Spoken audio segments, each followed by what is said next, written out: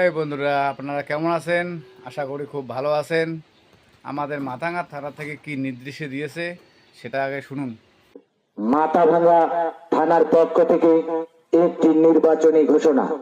আগামী 23শে এপ্রিল বিধানসভা নির্বাচন অবাধ ও সুষ্ঠুভাবে সম্পূর্ণ করার লক্ষ্যে পশ্চিমবঙ্গ মুখ্য নির্বাচনী আধিকারিকের নির্দেশ অনুসারে বাইক বা মোটরসাইকেলের চলাচলের উপর কিছু জরুরি বিধিনিষেধ আরোপ করা হয়েছে।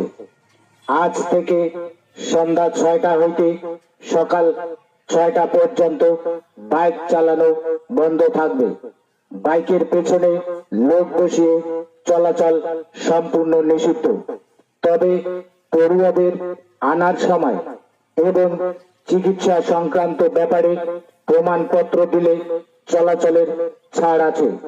তবে বিশেষ প্রয়োজনে উপযুক্ত প্রমাণ দিয়ে থানার থেকে লিখিত অনুমতি নিতে হবে এবং নির্বাচনের দিন তথা 23শে এপ্রিল সকাল 6টা হইতে সন্ধ্যা 6টা পর্যন্ত নিজের বুথ কেন্দ্রে